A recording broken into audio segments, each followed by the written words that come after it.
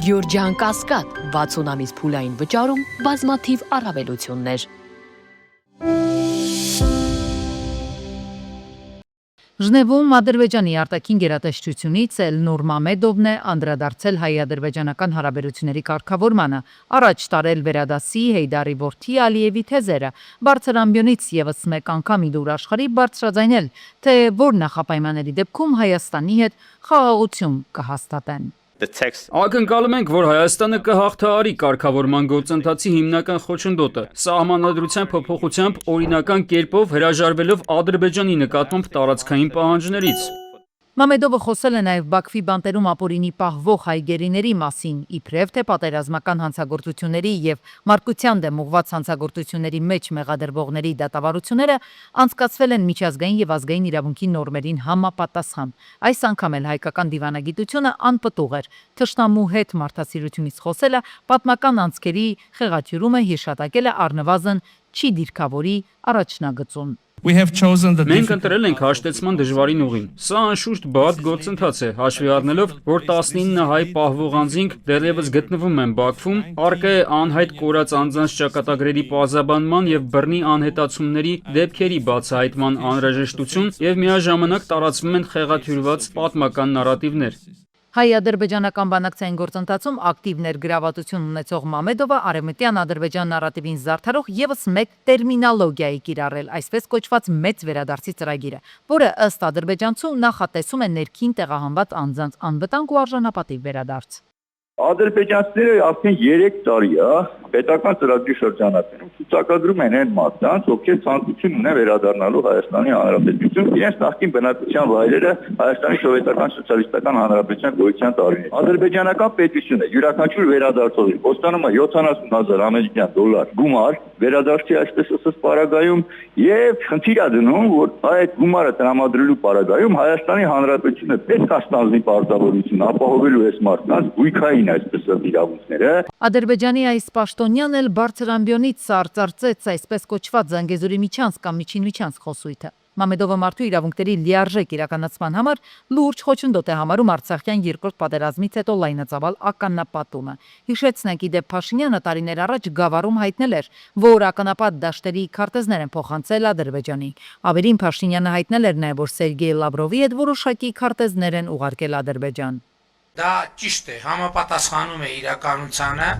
The Washington Times-ի հոդվածագիր Ստեփան Փեչդիմալջին Ադրբեջանը տեղ չունի Թրամփի խորհրդում վերտառությամբ հոդվածում գրում է, որ Հայաստանի հետ 30-ամյա հակամարտությունից հետո Ադրբեջանը չի կարողացել խաղաղության հասնել երկխոսության բանակցությունների կամ դիվանագիտության միջոցով։ Ադրբեջանն իր նպատակներին հասել է 2023 թվականի ռազմական հարձակման միջոցով, նախքան Լեռնային Ղարաբաղի ամբողջ հայ բնակչությանը իրենց տներից վտարելը, նրանց ամիսներ շարունակ սովի մատնելով շրջափակման միջոցով։ Սա խաղաղություն անվանել նշանակում է վերաիմաստավորել այդ բառը, տալով դրան լիակատար հնազանդության նշանակություն։ Հոդվածի հեղինակը հիշեցնում է, որ Արցախի զավթումից ի վեր Ադրբեջանը չի խոսում եւ չի պահում իրեն որպես խաղաղության ձգտող երկիր։ Այն ավելի շատ նման է մի երկրի, որը ցանկանում է տիրանալ Հայաստանին։ Ադրբեջանը շարունակում է ապօրինի առանց որևէ պատշաճ իրավական ընթացակարգի անազատության մեջ պահել հայ գերիներին, այդ թվում մարդասեր Ռուբեն Վարդանյանին։ Թրամփն այս անգամ ճիշտ արտաբերելով Հայաստան եւ Ադրբեջան անունները կրկին հայտարարել է, թե ինչ պատերազմներ է ինքը կանգնեցրել։ Ավելին Թրամփն ասում է, եթե իր միջամտությունը չլիներ, Պակիստանի վարչապետը կզոհվեր։ Գազայի պատերազմն էլ ըստ Թրամփի շարունակվում է շատ ցածր մակարդակով։ Նրա այս հայտարարությունները ուղեկցվել են քաղաքական ընդդիմախոսների դեմոկրատների բացականչություններով։ Դա սուտ է։ Դա ծիծաղելի չէ, դուք հիվանդ մարդիկ եք։ Իդեպ Washington Times-ի հոդվածագիրը ընդգծել է, որ Թրամփի ստեղծած խաղաղության խորհուրդը շատ առումներով զուտ ներկայացուցչական քաղաքական թատրոն է, որը նպատակ ունի ուժը վեր դասել սկզբունքներից։ Հոդվածագիրը հայտնում է, որ օրինակ փաստը, որը Ադրբեջանը ներառված է խաղաղության խորհրդում, այդ երկրին խաղաղասեր չի դարձնում։ Այն ըստ լրագրող Փեչդիմալջիի պարզապես ցույց է տալիս, թե որքան հեշտությամբ կարելի է գնել, վաճառել ու մանիպուլացնել խաղաղության գաղափարը ավտորիտար նպատակներին ծառայեցնելու համար։ Երասխախուրի երկաթուղին վերականգնելու Հայաստանի կառավարության առաջարկին դրական արձագանքեցին Մոսկվայից, առարկայական բանակցություններ սկսելուն Ռուսաստանը պատրաստ է։ 14 կիլոմետր ճանապարհով իրար կմիանան հայկական ու ադրբեջանական երկաթգծերը, մի քանի կիլոմետրով Հայաստանն ու Թուրքիան։ Հայկական կողմի դիմումի համաձայն եւ ելնելով Հայաստանի ժողովրդի հանդեպ բարեկամական եղբայրական զգացմունքներից, Ռուսաստանի Դաշնությունը որոշել է առարկայական բանակցություններ սկսել Հայաստանի երկաթուղիների երկու հատվածները վերականգնելու համար։ Սյունիքի ամերիկյան ճանապարհը թրիփը Դոնալդ Թրամփի պատվին կոչված խաղաղության ու բարգավաճման երթուղին, որ Ադրբեջանից Նախիջևան անխոչնդոտ կապն է ապահովելու, Հայաստանի իշխանություններն ուզում են ավելի երկար ձգվի, քան 43 կիլոմետր է։ Նախիջևանում ոչ թե ավարտվի, այլ ընդհակառակը գա հասնի այստեղ, միանա երկաթուղուն, շարունակվի մինչև Թուրքիա։ Միայն թե Ալիևը այս հարցում այլ հաշվարկներ ու նպատակներ ունի։ Միևնույն ժամանակ որոշ ուժեր եւս ձևակերպել է վարչապետը, ուզում են թրիփը Հայաստանի տարածքով անցնի միայն Մեղրիից Նախիջևան ճանապարհին, հետո մեր երկրի ծրագրով կշրջանցեն մեզ։ Ըստ Փաշինյանի, սա այն պատճառով, որ Հայաստանի երկաթուղին Ռուսաստանն է կառավարում։ Ցավոք սրտի Ռուսաստանի եւ շատ երկրների հարաբերություններ սուր են։ Եվ ես զգում եմ, մենք իհարկե ամեն ինչ անում ենք հետ համոզելու համար եւ համոզելու համար, որ այո, Ռուսաստանի կառավարման ներքո է, բայց Հայաստանի սեփականությունն է եւ Ռուսաստանը մեր տպավորությամբ եւ համոզմամբ որևէ ձևով չի ցանկանում եւ գործնականում էլ խոչընդոտ չի հարուցի մեր տարածաշրջանային նախագծերի վերաբերյալ։ Բայց մինչև Հայաստանի կառավարությունը այդպես էլ չբացահայտվող ուժերին եւ բանակցությունների սեղան հասած մյուս երկրներին համոզում է, Թուրքիան ու Ադրբեջանը իրենց մեծագույն ծրագիրն են կյանքի կոչում, ակտիվ շինարարության փուլում են, Հայաստանի տարածքով իրար ավելի շուտ կհասնեն, բայց առայժմ նախընտրում են երկու երկիրն իրար կապել մի քանի 100 կիլոմետր անցնելով։ Մենք արդեն խաղաղության պայմաններում ենք եւ Հայաստանով անցնում է երկաթուղի։ Ինչու է մի քանի միլիարդ դոլար ծախսում ստեղծելու համար մի բան, որը արդեն իսկ գոյություն ունի։ Իհարկե այդ հարցին դիվանագիտական լրությունով են պատասխանել։ Թուրքիան եւ Ադրբեջանը չեն ուզում Հայաստանի տարածքով անցնել, որովհետեւ իրենք շահագրգռված չեն Հայաստանի կոմունիկացիաների ապաշրջափակմամբ, իրենք շահագրգռված չեն Հայաստանի Հանրապետության տնտեսության զարգացմամբ, հետեւաբար իրենց համար ավելի նախընտրելի է միլիարդավոր նույնիսկ դոլարներ ներդնել կարճ դիլիջու երկաթգիծը կյանքի կոչել, քան Հայաստանի տարածքով կոմունիկացիաների ապաշրջափակում իրականացնել։ Երասխախուրի կվերագործարկվի, թե այնուամենայնիվ Կովկասը կձևեն շրջանցող ճանապարհներով։ Տարածաշրջանի երկաթուղային նախագծերը միայն ենթակառուցվածքների հարց չեն, ասում են մասնագետները։ Փորձագետների գնահատմամբ հատկապես այստեղ մեզ մոտ դրանք նախ քաղաքական հաշվարկների, ազդեցության գոտիների եւ տնտեսական ապագայի մասին են։ Հայաստանը փորձում է դառնալ հաղորդակցությունների խաչմերուկ, սակայն գործընթացը միայն Երևանի ցանկություններից կախված չէ, այլև մեծ խաղացողների դիրքավորումից։ Ռուս-վրացական անցակետում նորից կուտակվել են հայաստանյան ընկերություններին պատկանող մեծ թվով բեռնատարներ։ Արդեն մի քանի օր է համացանցում հայտնվում են նման բովանդակությամբ տեսանյութեր։ Հայ վարորդները պնդում են, որ չնայած որևէ խնդիր չունեն փաստաթղթերի կամ օրենքի հետ, սակայն վրացի մաքսավորները նրանց թույլ չեն տալիս վերադառնալ Հայաստան։ Տարբեր ապրանքներով բարձված բեռնատարները կուտակվում են վրացական տերմինալների տարածքներում։ Ազբեկի ստայանքն է, ռենգենի ստայանքն է, այստեղ ռենգենն է, ռենգենը անց է։ Կայնել ենք ու կսպասենք, առանց տեղեկություն, առանց ոչ մի բանի։ Периодически ավտոները կուկանկանցնին կեշտան ու պատել են, որ սարնեց ունետված, այսօր չանցանք էլ մեկ քանի օր էլի արդեն ստեղ ենք։ 3 տարի է տախտակ լամինատով աշխատում ենք, առանց խոչընդոտ անցել ենք։ Հիմա ամսի 12-ից այսպես կայնսվել է վրացին, սա այս ավտոները գալիս են դեպի Հայաստան հայկական բեռերով չեն թողում անցնենք։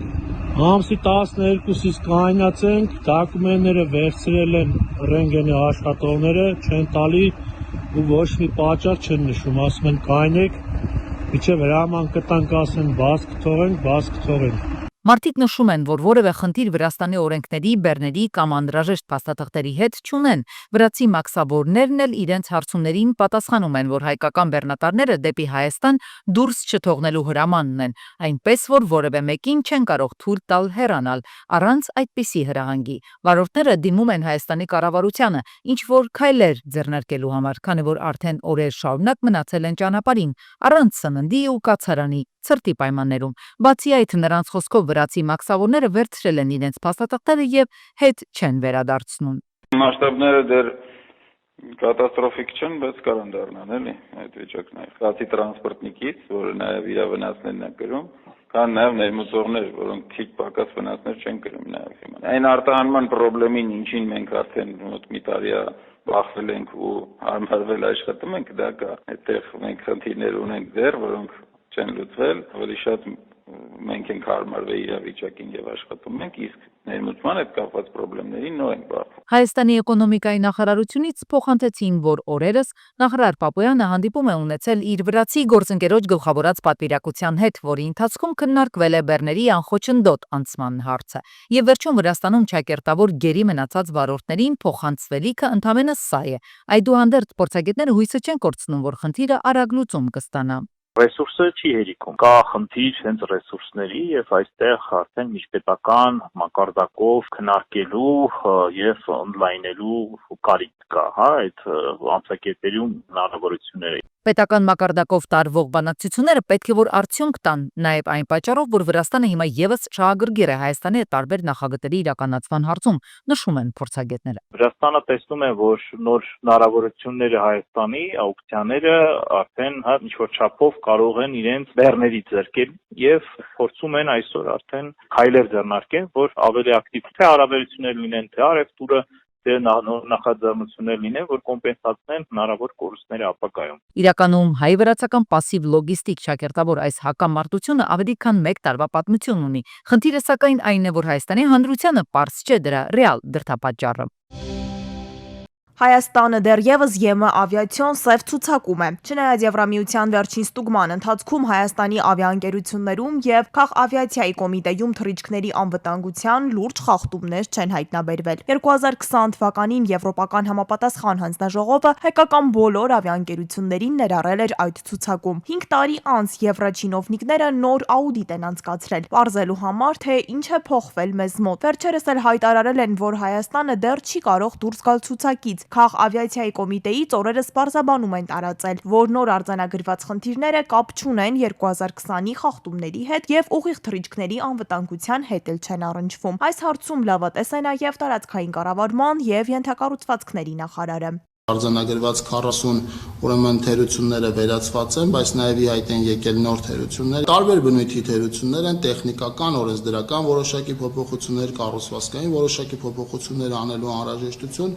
Սեպտեմբերյան աուդիտից հետո արձանագրված թերությունների շուրջ 60%-ը արդեն ուրեմն շտկված են եւ մենք շարժվում ենք մյուսները շտկելու եւ օր առաջ սև ցուցակից դուրս գալու հարցը կարգավորելու ուղղությամբ։ Խնդիրը ըստ կոմիտեի վերաբերում է կառավարման ու վերահսկողության համակարգին, մասնավորապես ավիաընկերությունների սերտիֆիկացման եւ վերահսկման գործընթացներում որակի ապահովման համակարգը դեռ լիարժեք չի աշխատում։ Այս համակարգը նոր է ներդրվել եւ դրա արդյունավետ գործելու համար ժամանակ է պետք։ Այս պահին կոմիտեն արդեն մշակել է ճանապարհային քարտեզ, թե արագ, թե երկարաժամկետ քայլերով։ Միաժամանակ վերանայվում է ավիացիայի մասին օրենքը, որի ընդունումից հետո կփոխվեն մի շարք ենթաօրենսդրական ակտեր, սակայն ոլորտի մասնագետները այդքան էլ լավատես չեն այս հարցում։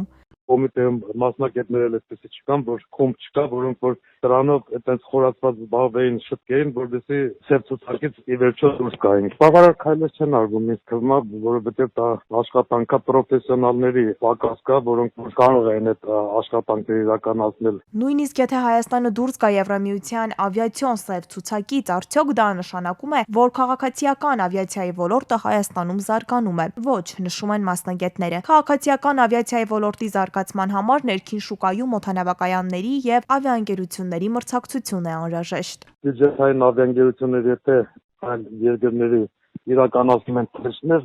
դա ավիացիայի զարգացում չի։ նրանք ձեռա տալիս այսօր իրականացնում են թռիչքները, վաղը մի հատ ինչ-որ ասենք ձեռ չտվեց, տարբեր պատճառներով կարող են դադարեցնել այդ թռիչքները։ Fly Arnai ձախողումից հետո ազգային ավիափոխադրողի մասին զրույցները ամբողջությամբ դադարել են։ Չնայած այդ ընկերությանն էլ դժվար էր անվանել ազգային, բաժնետոմսերի կեսը պատկանում էր արաբական հայտնի ավիաընկերությանը։ Փոխարենը վերջերս գործադիրը վերացրել է Կապանի օդանավակայանին միջազգային կարգավիճակ տալու ժամանակին իր իսկ կողմից ամրագրված սահմանափակումը։ Ղափանից ով է թռնելու գնալու միջազգային, ասենք Ամստերդամ կամ չգիտեմ Լոնդոն։ Երևանից գնալու ենք Ղափան, որ Ղափանից թռնենք չգիտեմ ուր, կամ այդ օդանավակայանը թույլ չի տալիս, եսի ինչ ինքնաթիռներ ընդունելու սպասարկելը, որ մի հատ էլ միջազգային եսի ինչ օդանավակայան դառնա։ Բացի այդ, Եվրամիությունը դեռ պետք է ընդունելի համարի հայկական կողմի ներկայացրած ուղղիչ գործողությունների պլանը, հետո միայն կգնահատի դրա իրականացումը եւ որոշի, երբ անցնել հաջորդ ստուգումը։ Դրանից հետո միայն կարող է սկսվել ԵՄ սև ցուցակից Հայաստանի դուրս գալու վերաբերյալ քննարկումը։ Նորք Մարաշի մի ամբողջ թաղամասում 2 տարի է խմելու ջրի խողովակի վնասման հետևանքով արտակարգ վիճակ էր։ Բացի այն, որ ջուրն անիմաստ վատնվում էր, նաև լցվում էր հարակից բակեր ու շենքի նկուղներ, վտանգ կար, որ նորակառույց շենքերը կդառնան վթարային։ Ու այս ջուրը այսպես դուրս է գալիս,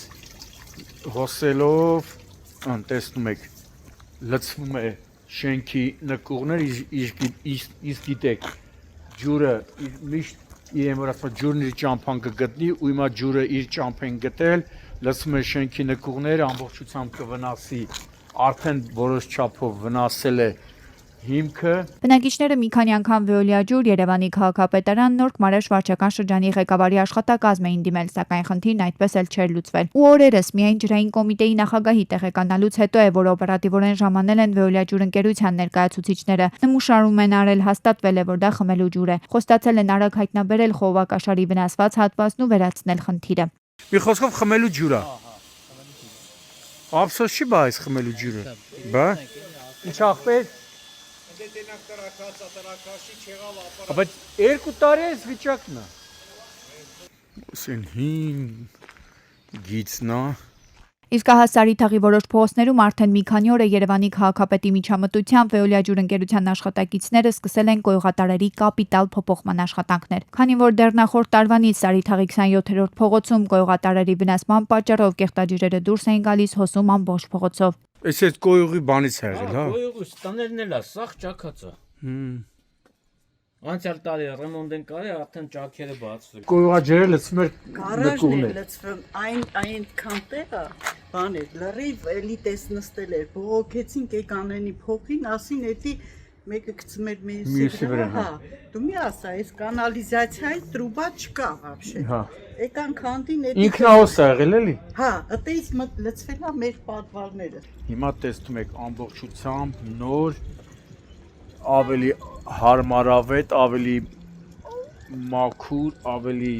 մի քիչ խոշոր տրամաչափի կոյուղատարեր ու ջրագծեր են անցկացնում։ Բնակիչները նշում են, որ դեռ սովետական տարիներից գործող, սակայն որոշ հատվածներում փտած, դառնապրած այդ խողովակները փոխարինվում են նորով։ Ինտենսիվ աշխատանքներ են ընթանում օրեր անց երկար տարիներ ձգվող խնդիրը վերջապես կլուծվի։ Առհասարակ Սարի թաղում չկա այնպիսի փողոց ու նրբանցք, որ կոյուղատարերն ու խմելու ջրի խողովակները խնդիր չունենան։